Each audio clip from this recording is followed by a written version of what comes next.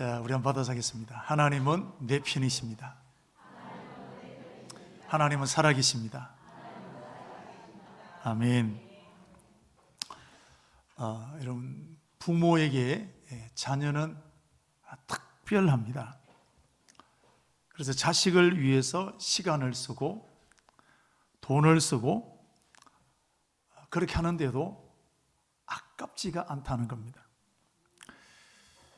다른 데에 시간을 쓰고 돈을 쓰면 시간 아깝다, 돈 날렸다 라고 할 수 있는데, 자녀를 향해서 돈을 쓰는 것은 절대로 아깝지 않다는 겁니다. 그래서 옛말에 논에 물 들어가는 것, 또 자식 입에 밥 들어가는 것만큼 좋은 게 없다라는 말이 생길 정도로 자녀에 관련된 일들은 부모에게 제일 큰 기쁨이 된다는 겁니다. 그런데 자녀를 키우면서 가장 부모에게 큰 일은 아마 결혼을 시키는 것일 겁니다. 그래서 옛말에도 일윤지 대사다, 그만큼 한 개인이나 가정에 있어서 큰 일이라는 것입니다. 자, 여러분, 질문 하나 하겠습니다. 결혼하면 누가 좋습니까? 지가 좋습니까? 부모가 좋습니까? 잘 모르시는 것 같아요. 여러분, 결혼하면 자식 지가 좋습니다. 부모가 좋습니까? 자식이 좋습니다. 그런데 비용은 누가 됩니까? 그거 이상하지 않습니까? 좋기는 지가 좋은데 돈은 내가 된단 말이죠. 결혼 저도 해보니까 이게 만만치 않게 들더라고요. 예단, 예물, 살림살이, 여러분 1, 200거 되는 게 아니지 않습니까? 수천만이 되는 겁니다. 좋기는 지가 좋은데 돈은 부모가 되는 겁니다. 이것 때문에 빚진 분들도 있고요. 근데 신기한 것은 그렇게 돈을 썼는데도 흐뭇하다는 거예요. 뿌듯하다는 겁니다. 아마 이게 부모와 자식 관계라고 생각이 되어집니다. 반대로 자식이 빛이 쪄돌리게 되고 또 어떤 사건, 사고를 만나게 되면 절대로 부모는 뒷짐지고 있을 수 없습니다. 집을 팔든지 어떤 수단과 방법을 가리지 않고 적금을 깨든지 해서 그 비용을 마련하는 것이 부모입니다. 왜냐하면 자식 일은 자식 일이 아니라 부모 일이거든요. 이게 부모와 자식 사이에 일어나는 일입니다. 하나님과 우리 사이가 어떤 사이냐? 부모와 자식 사이입니다. 성경을 보면 하나님은 우리의 부모님보다 우리를 더 사랑하신다고 하셨습니다. 여인이 어찌 그 젖먹는 자식을 잊겠으며 설령 그렇할지라도 나는 너희를 결코 잊지 않을 텐데 내가 너희를 내 손바닥에 새겼다 그랬습니다. 자식이 배가 고프면 악한 자라도 좋은 것을 줄 줄 알거든 하물며 하늘에 계신 너희 아버지께서 좋은 거 주시지 않겠느냐. 여러분, 이런 부모님들이 우리에게 베푸신 사랑을 생각해 보십시오. 그것보다 몇 갑절도 하나님 우리를 더 잘 되기를 기대하시고 축복하시기를 원하시는 분이 하나님이신 줄로 믿습니다. 그래서 보십시오. 하나님은 천지 만물을 창조하셨는데 창세기 1장 28절 말씀 보면 다 그냥 줬습니다. 생육하고 번성하고 땅에 충만하라. 전세 얼마 내고 보증 얼마 내고 빌려서라, 그거 없습니다. 다 그냥 주셨어요. 왜? 이게 하나님이 우리를 향하신 하나님의 마음이라는 것입니다. 그런데 하나님께서 우리에게 하신 일 중에 가장 큰 일이 있습니다. 이것은 천지를 창조하신 일보다도 더 크고 엄청난 일입니다. 그것은 하나님의 하나밖에 없는 독생자 예수님을 우리를 위해서 십자가에 죽이신 사건입니다. 마귀에게 종됐던 우리, 영원히 멸망받을 수밖에 없는 우리, 이런 우리를 해방시키기 위해서 하나님은 하나님의 독생자 예수님을 십자가에 죽이셨습니다. 이것은 천지를 창조하는 것보다 더 어려운 일입니다. 왜요? 내 자식을 죽이는 일입니다. 탈북한 분의 이야기를 들어보면 한 가정의 얘기를 제가 들었습니다. 어머니와 함께 이제 탈북을 하게 되는데 잘 오다가 감시망에 걸렸습니다. 다 죽을 판이 되었습니다. 그때 어머니가 느닷없이 쫓아나가면서 막 고함을 치는 겁니다. 그러니까 거기 있는 여러분 군인들 누굴 따라가겠습니까? 엄마 따라가는 거예요. 왜 그랬을까요? 이게 엄마입니다. 이게 부모입니다. 오늘 하나님께서는 나를 살려내기 위해서 독생자를 죽이셔야 했습니다. 누가 이런 일을 할 수 있겠습니까? 그런데 오늘 하나님은 그 일을 하신 것입니다. 하나님은 우리를 위해서 자기의 독생자를 십자가에 죽이셨습니다. 그것은 우리가 하나님 앞에 그만큼 특별한 존재라는 겁니다. 한번 따라서 할까요? 나는 특별한 존재다. 아멘. 우리가 인정하든 인정하지 않든, 자식이 인정하든 인정하지 않든 부모는 자식을 책임지는 겁니다. 우리 하나님 앞에 오늘 저와 여러분들은 이렇게 특별한 존재라는 것입니다. 그런데 우리가 여기에 생각해야 될 것이 있습니다. 이런 마귀의 세계에서 우리가 벗어나면 우리가 좋습니까? 하나님이 좋습니까? 대답을 잘 하셔야 됩니다. 결혼하면 자식이 좋지, 이런 부모는 좋지 않습니다. 그만 그렇습니다. 여러분, 우리가 마귀에게 빠지면 우리가 손해입니까? 하나님께 손해입니까? 그리고 여러분, 욥기에 있는 말씀 이런 말이 나옵니다. 그대가 범죄한들 하나님께 무슨 영향력이 있겠으며 그대의 악행이 가득한들 하나님께 무슨 상관이 있겠느냐. 우리가 아무리 아껴도 하나님에게 아무 상관없습니다. 우리가 아무리 어려워진들 하나님과 상관없다는 것입니다. 그런데 하나님께서는 독생자를 죽이셨습니다. 우리가 구원받기 위해서는, 우리가 구원받는 이 일은 이제 우리 일이 아니라 하나님의 일이 되었기 때문에 그렇다는 것입니다. 그러므로 여러분, 내 일은 내 일이 아니라 하나님의 일이라는 것입니다. 한번 따라서 할까요? 내 일은 내 일이 아니라 하나님의 일이다. 내가 죄 용서받는 것 내 일도 되지만 하나님의 일이 되는 것입니다.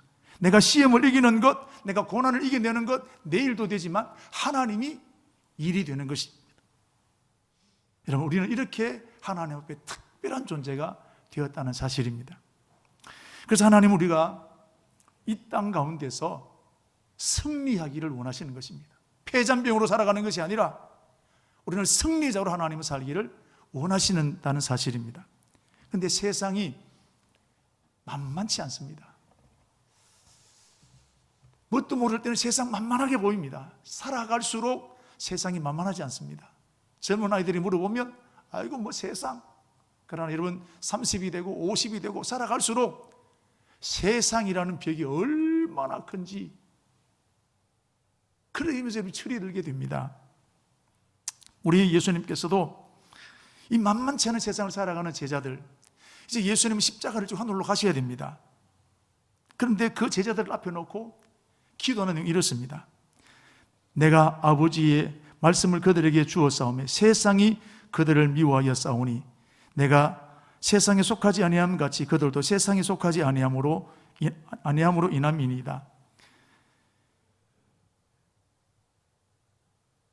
내가 비옵는 것은 그들을 세상에서 데려가기 위함이 아니라 다만 악에서 빠지지 않게 보전하시기를 위함이니이다.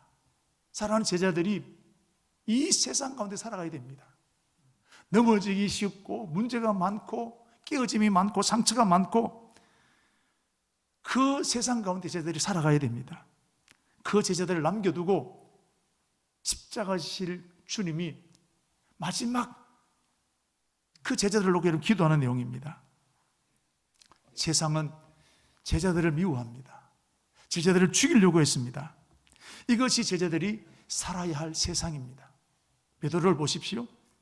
예수님 앞에서 나는 절대로 주님을 부인하지 않겠습니다. 심지어 죽는 일이 내 앞에 닥쳐도 나는 주님을 부인하지 않겠습니다. 큰 소리치고 맹세했습니다. 그게 사실입니다. 진짜였습니다. 그 마음 그대로였습니다. 그런데 그 마음을 지킬 수 있도록 세상이 도우느냐? 그렇지 않다는 것입니다. 한 계집종이 베드로를 향해서 당신도 그와 함께 있었도다 했을 때 베드로가 나는 내가 무슨 말 하는지 알지 못하겠노라. 또 묻습니다. 아니다, 네 거기 있었다. 베드로가 맹세하고 부인하여 이르되 나는 그 사람을 알지 못하노라. 아니다, 네가 또 있었다니까. 내가 봤어. 그러니까 이번에는 저주하며 맹세하여 이르되 나는 그 사람을 알지 못하노라. 이게 현실이라는 거예요. 베드로는 이렇게 살고 싶지 않았습니다. 정말 주님을 위해서 목숨까지 버리고 싶었습니다. 그 결단을 했습니다. 그런데 세상 앞에, 환경 앞에 무릎 꿇게 되었습니다. 여러분, 이게 세상입니다. 이게 현실이라는 겁니다. 그럼 베드로만 그렇겠습니까? 오늘 저와 여러분들도 마찬가지입니다. 은혜 받을 때는 내가 주님을 위해서 내가 살아야지, 용서해야지, 내가 고난 감당해야지. 그런데 여러분, 물질 앞에 쉽게 무너지는 내 모습, 말 한마디에 깨어지는 내 자아, 이게 우리의 현실이라는 것입니다. 그럼 교회를 섬길 때 어떻습니까? 늘 신나게 집사님 힘내세요 용기 주는 사람이 많습니까? 그런 사람들도 있지만 자존심 상하게 하는 말을 쏟아내는 사람들도 있단 말이죠. 그러면 그 이겨내기보다도 당장 때려치고 싶고 다 던져버리고 싶고, 이게 여러분 우리의 현실이라는 겁니다. 바로 이런 현실 속에 우리가 살아가야 되는 겁니다. 그래서 오늘 하나님께서는 이런 세상 속에 살아가는 제자들 넘어지지 않도록 이겨낼 수 있도록 하나님께서 힘을 달라고 기도하는 것입니다. 우리 주님도 이런 세상 우리를 여러분 승리하기를 원하시는 겁니다. 이런 세상에서 우리를 홀로 버려두지 아니하시고 이기도록 우리에게 세임 주시는 분이 하나님이십니다. 보라, 내가 세상 끝날까지 너희와 항상 함께 있으리라. 내가 너희를 고아처럼 버려두지 않겠다고 하셨습니다. 이것은 단순히 지키시겠다는 말이 아니라 내가 이기도록, 승리하도록 너희를 힘주겠다는 그런 말씀이라는 것입니다. 왜요? 우리를 값주고 사셨거든요. 왜요? 우리를 위해서 독생자를 죽이셨거든요. 여러분, 우리의 가치가 얼마쯤 될 것 같아요? 우리가 여러분 사고 나면 보상받지 않습니까? 우리 가치가 얼마 될 것 같아요? 사회적인 신분 따라 나이에 따라 보상이 달라집니다. 그런데 하나님 편에서 우리 가치가 얼마나 되겠습니까? 왜 하나님께서 고아처럼 버려두지 않겠다, 세상 끝날까지 너희와 함께 하겠다, 왜 그렇게 하셨습니까? 우리가 가치 있는 겁니다. 얼마만큼 가치가 될까요? 예수 그리스도의 가치에 대해, 예수 그리스도의 핏값을 주고 우리를 사셨습니다. 우리가 얼마짜리인 것 같아요? 예수짜리입니다. 독생자를 죽이실 만큼, 그만큼 우리가 여러분 가치 있다는 사실입니다. 그래서 고린도전서에 있는 말씀 보면 너희는 값으로 산 것이 되었으니 그랬습니다. 어쩌다 구원받은 게 아닙니다. 예수 그리스도의 십자가의 값을 지불하고 우리를 여러분 사셨습니다. 그럼 우리는 누구냐? 예수짜리인 거예요. 우리는 특별한 존재라는 겁니다. 나이는 나이가 많고 많이 못 배우고 사회적인 신분은 그렇다 할지라도 나는 값으로 매길 수 있는 존재가 아니라는 겁니다. 자식 값으로 매길 수 있습니까? 아무리 농땡이 치고 이러면 사고 쳐도 자식 값으로 매길 수 있는 게 아니지 않습니까? 우리는 하나님 앞에 이렇게 특별한 존재라는 것입니다. 다시 한번 따라 하겠습니다. 나는 특별하다. 다시, 나는 특별하다. 아멘. 이게 우리라는 것입니다. 나를 이런 눈으로 봐야 됩니다. 나는 별 볼 일이 없다. 아니, 예수님께서 십자가에 죽이시고 우리를 살릴 만큼 우리는 이런 특별한 존재라는 겁니다. 내 자식을 조금 살렸다면 얼마나 특별하겠습니까? 하나님 앞에 우리는 이렇게 특별한 존재라는 것, 이런 믿으시기를 축복합니다. 그러므로 여러분, 이제 우리가 이 세상에서 승리하도록 하는 것이 이제는 하나님 일이 되었습니다. 내 일도 되어지지만 내가 세상에서 승리하는 것이 하나님 일이 되었다는 것입니다. 그래서 우리 하나님은 이 땅에 성령을 보내신 거예요. 요한복음 4장 15절 말씀, 내가 아버지께 구하겠으니 또 다른 보혜사를 너희에게 주사 영원토록 너희와 함께 있게 하시리니. 우리가 이 세상 가운데 승리하도록 하기 위해서 오늘 하나님은 우리에게 성령을 보내셨다는 사실입니다. 우리는 결코 혼자 살아가는 것이 아닙니다.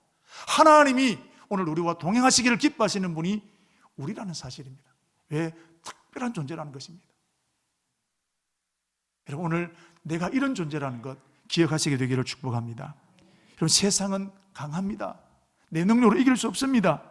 그러나 세상보다 더 강하신 분이 예수 그리스도십니다. 세상을 이기신 분이 주님이십니다. 그래서 예수의 영이신 성령으로 충만하면 우리가 넉넉히 세상을 이겨낼 줄로 믿습니다. 이 축복이 저와 여러분이 있게 되기를 바랍니다. 작년에 우리 교회가 한계를 뛰어넘는 믿음으로 살아왔는데 그 모델로 삼았던 사람이 기도원입니다. 오늘 읽었던 이 말씀 작년에 여러 번 제가 설교했습니다. 여러분들도 이게 벌써 다 외우실 거예요. 이스라엘 백성들이 미디안이라는 나라에 7년 동안 짓밟혔습니다. 여러분, 조폭이 우리 집을 한번 쓰고 갔다 생각해 보십시오. 뭐가 남겠습니까? 농사 지은 것, 돈 되는 것 다 뺏어갔습니다. 기도원도 똑같았습니다. 이스라엘은 만신창이가 되었습니다. 그런데 벗어나고 싶지만 능력이 안 되니까 벗어나지를 못하는 겁니다. 하나님은 이때 가만히 계셨습니다. 7년 동안 가만히 계셨어요. 이제 좀 나타나셔야 되겠는데 하나님 마치 안 계시는 것처럼 아무 일 일어나지 않았습니다. 그때 사람이 낙심이 되고 절망이 오게 되고 이제는 끝났구나, 자포자기가 일어나게 됩니다. 오늘도 저와 여러분이 고난을 만날 때 내가 열심을 다했는데, 최선을 다했는데 아무런 길이 보이지 않을 때 이제는 안 되는구나, 낙심이 물밀듯이 밀려오게 됩니다. 그런데 여러분, 이때 저와 여러분이 꼭 기억해야 될 것이 있습니다. 나는 하나님의 핏값을 지불하고 살아난 사람이다. 할렐루야. 내 현실은 낙심할 수밖에 없고 잡았던 끈을 놓을 수밖에 없는 상황입니다. 그때 우리가 해야 될 일은 나는 하나님의 핏값을 지불하고 살아난 사람이다. 내가 하나님의 자녀다 라는 사실을 절대로 잊지 말아야 됩니다. 여러분, 그러므로 이때 여러분 생각이 끄는 대로 끌려가서는 안 됩니다. 환경이 끄는 대로, 나귀가 끄는 대로 끌려가서는 절대로 안 된다는 사실입니다. 이때 우리가 해야 될 일은 나는 특별한 사람이다.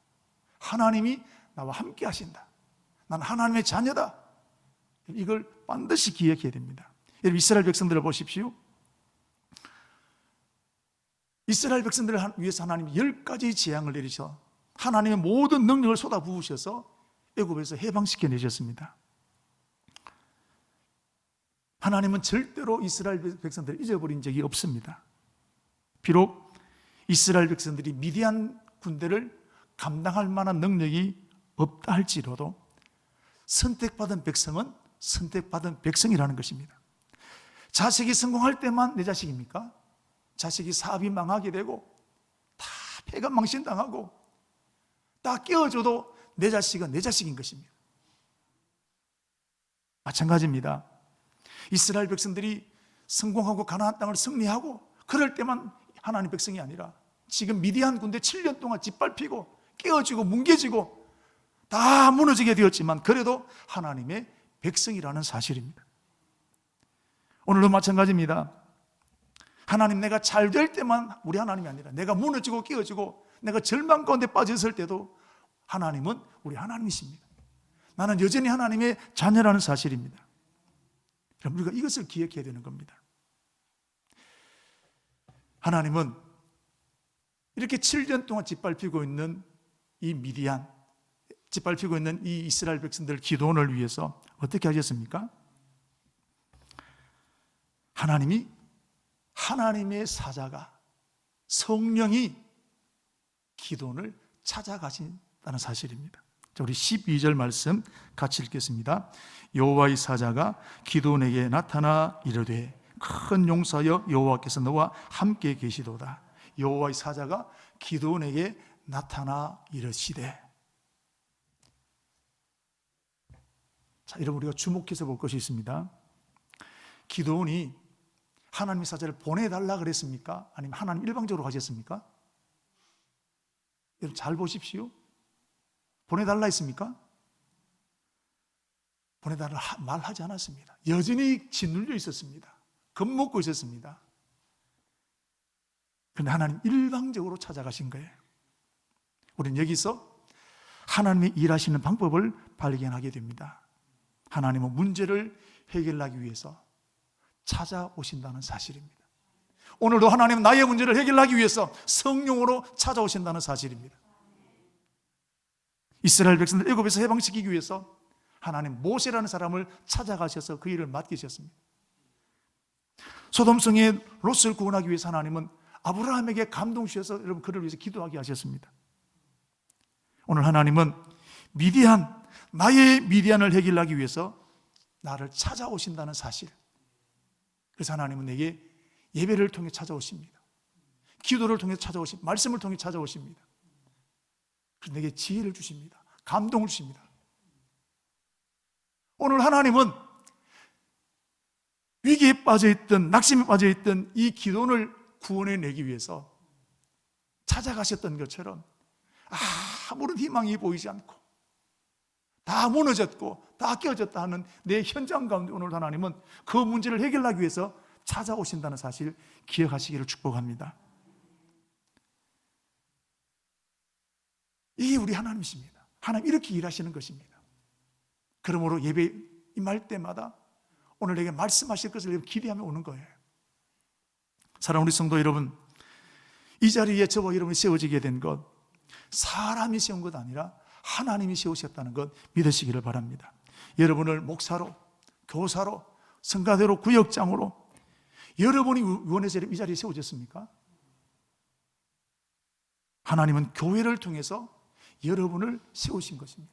사람이 세웠지만 하나님이 여러분들과 저를 세우셨다는 사실입니다. 그런데 여기에 문제가 있습니다. 하나님이 기도원을 세우셨는데 기도원을 보면 그 문제를 해결할 능력이 전혀 없다는 사실입니다. 자, 15절 말씀 읽겠습니다. 그러나 기도원이 그에게 대답하되 오 주여 내가 무엇으로 이스라엘을 구원하리이까? 보소서 나의 집은 므낫세 중에 극히 약하고 나는 내 아버지 집에서 가장 작은 자니이다. 하나님이 기도원을 세우셨는데 기도원이 자신을 볼 때, 다른 사람들이 기도원을 볼 때 해결을 할 감이 아니라는 겁니다. 해결할 능력이 없습니다. 기도원보다 더 뛰어난 사람, 더 실력이 있는 사람, 지파 중에 여러분 유다 지파가 된 지파가 있습니다. 싸움 잘하는 사람이 있습니다. 그런데 하나님은 기도원을 선택하셨습니다. 사람들이 뭘 하실까요? 박수 보내고 응원했을까요? 니까짓 게 뭐하냐는, 니 교회 나온 지 얼마 됐냐는 거, 니까짓 게 뭐하냐는 겁니다. 학벌 없다고 비웃고 소질 없다고 비웃고. 오늘 이 자리에 앉아있는 저와 여러분들 중에 내 자신이 기도원과 같다고 느껴지는 분이 있으십니까? 왜 하나님 나를 부르셨지? 부를 이유가 없는데. 내가 구역장을 맡았는데, 내가 교사를 맡았는데, 내가 성가대를 맡았는데 내가 기도원처럼 느껴지는 분이 있으십니까? 왜 나를 부르셨을까? 옆에서 사람들이 네가 어떻게 그 일을 하냐? 비웃을 수도 있습니다. 여러분, 왜 하나님이 기도원을 선택하셨을까요? 실수일까요? 하나님은 기도원이 이 문제를 해결하는 데 가장 적임자이기 때문에 그렇습니다. 아멘. 그래서 여러분, 하나님은 사람이 보지 못하는 걸 보는 겁니다. 이사야 55장 8절에서 9절 말씀을 보시면 같이 읽겠습니다. 이는 내 생각이 너희의 생각과 다르며 내 길은 너희의 길과 다름이니라. 여호와의 말씀이니라. 이는 하늘이 땅보다 높음같이 내 길은 너희의 길보다 높으며 내 생각은 너희의 생각보다 높음이니라. 보십시오. 내 생각은 너희 생각과 같다 다르다? 다르며 내 길은 너희 길과 다르다 그랬습니다. 하나님은 사람이 보지 못하는 것을 보는 겁니다. 하나님은 여러분들 그 일에 가장 적임자로 세우셨다는 것 믿으시기를 바랍니다. 내가 비록 내 모습이 기도원처럼 보이고 사람들이 나를 그렇게 비웃을는지 모르지만 하나님 나를 가장 적임자로 세우셔서 나를 여기에 이 일을 맡기셨다는 겁니다. 한번 따라서 하겠습니다. 하나님이 나를 여기에 세우신 것은 내가 가장 적임자이기 때문이다. 아멘. 이걸 믿어야 됩니다. 제가 간증을 하면 말씀드렸습니다마는 하나님께서 저를 찾아오셨어요. 그 이사야 43장 19절 보라 내가 새를 행하리 이제 나타낼 것이라. 여러분 너무 좋고 기도원이 하나님을 찾아서 얼마나 좋았을까요? 근데 또 다른 문제가 내가 왜 합니까? 내가 무슨 능력이 있었어? 제가 저를 볼 때 아무런 능력이 없는데 여러분 고민을 하다가 많은 갈등을 지나다가 제가 내렸던 결론 하나님이 나를 최고 적임자로 보셨구나 고쳐먹었습니다. 여러분 오늘 하나님께서 저와 여러분을 이 자리에 세우신 것은 가장 적임자로 하나님이 보셨기 때문에 세우신 것입니다. 믿으시기를 축복합니다. 사람이 뭐라고 말하든지 누가 어떤 말을 하든지 하나님이 여러분을 그 자리에 세우셨다는 것 믿으시기를 축복합니다. 흔들리지 마십시오. 이겨내십시오. 말에 끌려가지 마십시오. 이겨내야 되십니다. 하나님이 여러분을 그 자리에 세우셨다는 사실 기억하시기를 축복합니다. 그다음 보십시오. 성령님이 이렇게 기도원을 찾아오셨습니다. 찾아오신 다음에 뭐 하셨을까요? 기도원의 생각을 바꾸죠. 나는 안 된다. 나는 할 수 없는데. 그래서 오늘 하셨던 말씀 보십시오. 12절 말씀 보시면 큰 용사요. 14절 이 너의 힘으로 이스라엘을 미디안의 손에 구원해내라. 16절 내가 미디안 사람을 한 사람 치듯 하리라. 이거 뭐 하는 겁니까? 생각 바꾸라는 겁니다. 내가 너를 세웠다라는 거예요. 생각 바꾸라는 겁니다. 네가 할 일은 네 생각이 바뀌는 것밖에 없다는 거예요. 하나님 모세를 불렀습니다. 나이가 많았습니다. 내까지 게 뭘 되겠냐? 그래서 모세가 이렇게 말하랍니다. 내가 누구에게 바로에게 가며 이스라엘을 인도할 수 있겠습니까? 나는 못합니다. 이때 하나님은 반드시 내가 너와 함께 하리라. 모세가 또 말합니다. 나는 못합니다. 설령 내가 간다 한들 이스라엘 사람 나를 믿지 않을 것입니다. 이때 하나님 말씀하십니다. 스스로 있는 자가 나를 너에게 보내셨다 하라. 또 모세가 말을 합니다. 사람들이 내 말을 듣지 않을 겁니다. 나는 말도 못하는 소리도 없는데. 그때 하나님이 또 말씀하십니다. 지팡이를 던져라. 뱀이 되었습니다. 가슴에 손을 넣어 보아라. 나병이 생겼습니다. 또 말합니다. 나는 입이 뻣뻣합니다. 난 말할 줄 모르습니다. 그때 하나님 말씀하십니다. 내가 내 입과 함께 있을 것이다. 말 잘하는 아론을 보내겠다 말씀하셨습니다. 여러분, 이거 무슨 말씀입니까? 하나님이 함께 하시겠다는 겁니다. 생각 바꾸라는 겁니다. 너는 혼자가 아니라는 겁니다. 너의 힘으로 능력으로 부족하지만 여호와의 신으로 가능하다는 것입니다. 여러분, 사람에게 생각은 굉장히 중요합니다. 생각이 바뀌지 않으면 절대로 하나님도 쓰실 수 없습니다. 생각이 바뀌지 않으면 절대로 한계를 뛰어넘을 수 없습니다. 못한다, 안 된다, 나는 안 된다, 이런 생각이 찌들리는 사람은 절대로 여러분 하나님 앞에 서임 받을 수 없습니다. 여러분, 이 생각, 행여나 여러분 우리 안에 이런 생각을 찌들리는 사람이 있다면 이걸 뛰어넘은, 그래서 하나님의 첫 번째 하는 일이 뭐냐? 생각을 바꾸시는 겁니다. 찾아서 오늘 기도원에게, 모세에게 늘 하셨던 말씀이 생각 바꾸라는 겁니다. 여러분, 마귀는 우리의 생각을 공격합니다. 환경을 보면서 너는 안 된다, 7년 넘었는데 안 된다, 자꾸 못한다, 안 된다, 이 생각에 빠지게 합니다. 그러나 여러분, 성령님은 우리의 이 부정적인 생각, 마귀의 생각을 깨부수는 것이 하나님의 성령이십니다. 성령이 임하시면 이 생각이 다 깨어지게 되는 것입니다. 로마서 8장 4절에서 8절 말씀 한번 보십시오. 같이 읽도록 하겠습니다. 육신을 따르지 않고 그 영을 따라 행하는 우리에게 율법의 요구가 이루어지게 하려 하심이니라. 육신을 따르는 자는 육신의 일을, 영을 따르는 자는 영의 일을 생각하나니 육신의 생각은 사망이요 영의 생각은 생명과 평안이니라. 육신의 생각은 하나님과 원수가 되나니 이는 하나님의 법에 굴복하지 아니할 뿐 아니라 할 수도 없음이라. 육신에 있는 자들은 하나님을 기쁘시게 할 수 없느니라. 내가 이르노니 너희는 성령을 따라 행하라. 그리하면 육체의 욕심을 이루지 아니하리라. 아멘. 보십시오. 자, 오늘 분명히 말씀하셨습니다. 율법이 육신으로 말미암아 연약하여 할 수 없는 그것을 하나님은 하시나니, 우리의 부정적인 생각, 나는 깰 수 없지만 성령이 임하시면 이 생각 깨어지는 것입니다. 성령이 오시면 우리의 열등감 다 깨어지게 되는 것입니다. 그렇다면 하나님은 어떻게 어떤 방법으로 우리 생각을 바꾸시느냐? 여러분, 예배 드릴 때 생각을 바꾸십니다. 여러분, 예배는 하나님이 임재하시는 시간입니다. 이거 기억해야 됩니다. 예배는 시시한 게 아닙니다. 하나님이, 전능하신 하나님이 구별하시고 그 하나님 임재하시는 시간이 예배 시간이라는 거예요. 솔로몬 1000번제를 드릴 때 하나님 임재하셨습니다. 오늘 기도원 보십시오. 예배 드릴 때 하나님께서 임재하셨습니다.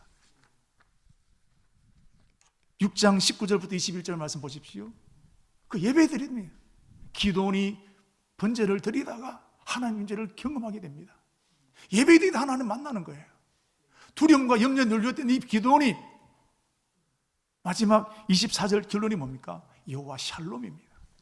평강이 많은 겁니다. 감사하게 하게 되는 것입니다. 예배 드릴 때 기도원이 깨어졌던 생각을 회복시키시는 것입니다. 지금도 마찬가지 하나님은 예배 시간에 임재하십니다.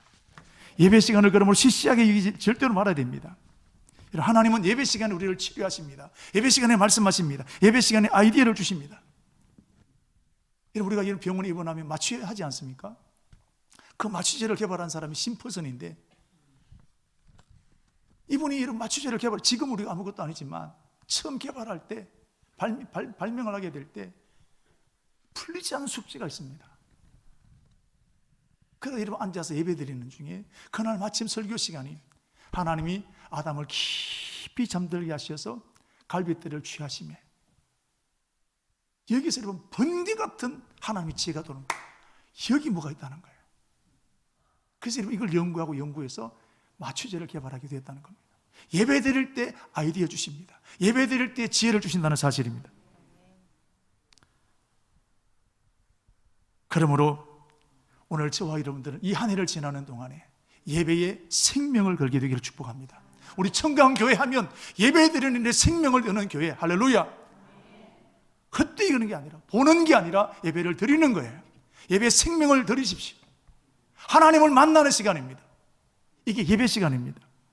그러므로 길이 막혔을 때, 시험 당했을 때, 고난 당하게 될 때, 핍박을 당하게 될 때, 문제를 만나게 되었을 때 더 예배에 집중하는 겁니다.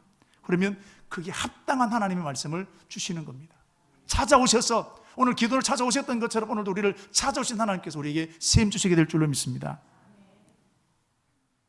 하나님의 임재로, 성령의 임재로 기도는 생각이 확 바뀌었습니다. 이제는 못한다, 안 된다 아니었습니다. 이제는 자신감으로 충만했습니다. 하나님 생각으로 담대하게 되었습니다. 어떻게 되었을까요? 전쟁에 나갔습니다. 우리 7장 16절부터 18절 우리 같이 읽겠습니다. 시작. 여호와께서 기드온에게 이르시되 내가 이 물을 핥아먹은 300명으로 너희를 구원하며 7장 16절부터 18절 300명을 세대로 나누어 각 손에 나팔과 빈 항아리를 들리고 항아리 안에는 횃불을 감추게 하고 그들에게 이르되 너희는 나만 보고 내가 하는 대로 하되 내가 그 진영 근처에 이르러서 내가 하는 대로 너희도 그리하여 나와 나를 따르는 자가 다 나팔을 불거든 너희도 모든 진영 주위에서 나팔을 불며 이르기를 여호와를 위하라 기드온을 위하라 하라 하니라. 아멘. 이런 용기가 어디서 나옵니까? 300명을 가지고 예배 드릴 때 담대함 주시는 거예요. 여러분, 사람들은 비웃고 조롱했지만 미디안은 용사가 되었습니다. 기도원이 승리한 것, 기도원의 능력입니까? 하나님의 역사입니까? 하나님의 역사입니다. 오늘도 그 하나님이 우리에게 성령으로 찾아오시기를 원하시는 것입니다. 겁쟁이였던 기도원이었지만 성령이 임하시니까 큰 용사가 되어서 7년 동안 해결하지 못했던 그 문제를 해결하게 하셨습니다. 오늘 하나님은 저와 여러분에게 아버지의 약속하신 성령을 기다리라고 하셨습니다. 여러분, 성령으로 충만하면 승리하게 됩니다. 이 축복이 저와 여러분에게 있게 되기를 바랍니다.